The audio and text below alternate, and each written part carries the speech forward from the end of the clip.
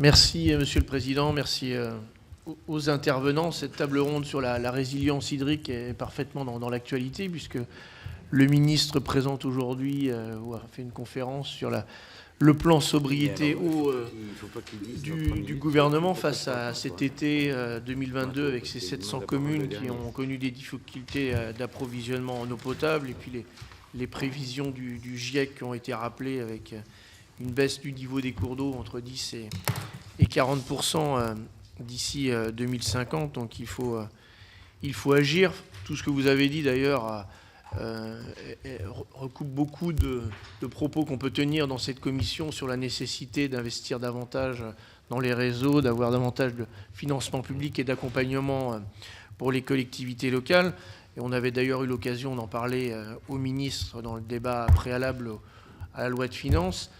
Et j'avais posé la question sur est-ce qu'il faudra une nouvelle loi sur l'eau. Alors, par rapport à tout ce que vous avez dit les uns et les autres sur le territoire, la gouvernance, le ministre a dit que non, pas de nouvelle loi sur l'eau.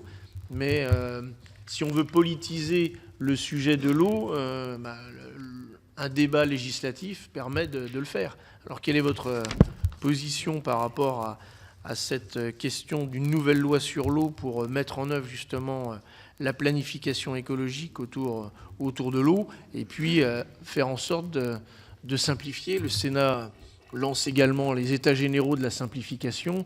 Là aussi, on a entendu beaucoup de monde où il est nécessaire, dans la nébuleuse autour de l'eau, de simplifier. J'avais une question pour Veolia, mais vous l'avez un peu abordé, mais est-ce que vous pouvez développer sur tout ce que les travaux que vous entreprenez en termes de recherche et développement pour améliorer l'efficience et le rendement des réseaux, et notamment l'utilisation de nouvelles technologies, le pilotage informatisé. Enfin, là aussi, on a besoin d'avoir des informations optimistes sur ces questions-là. Et puis également, ce qui est engagé pour réduire les nouvelles sources de pollution. Je pense notamment aux microplastiques et résidus médicamenteux qui inquiètent beaucoup nos concitoyens et les élus locaux en particulier. Vous avez évoqué la réutilisation de l'eau. Je pense que beaucoup de collègues vous interrogeront sur cette question-là également, mais je pense qu'il est important que vous puissiez développer pour qu'en France, on avance sur ces questions-là.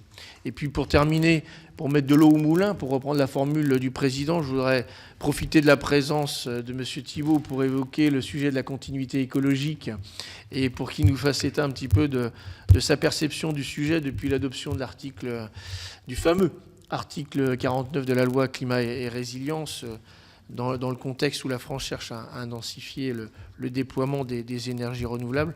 Alors, comment, de votre position nationale, vous avez vu évoluer le dialogue entre l'administration et les propriétaires d'ouvrages hydrauliques? Des difficultés subsistent-elles, je suppose? Et est-ce que des études plus approfondies sur les incidences des ouvrages hydroélectriques ont-elles été lancées, comme le recommandait un rapport que le Sénat avait produit d'ailleurs en mars 2021? Et sur un sujet connexe, le médiateur de l'hydroélectrique a été nommé le 9 décembre dernier pour la région Occitanie, qui a pour mission d'aplanir les désaccords et difficultés concernant une installation hydroélectrique autorisée ou un projet. Est-ce que vous jugez que ce type de solution est utile, sachant que dans la CMP sur les ENR, il est prévu une extension sur le niveau national? Là aussi, est-ce que vous pouvez faire part de votre observation sur cette question? Merci. Je vais regrouper un certain nombre de questions et puis vous répondrez. Je donne la parole à M. Demilly.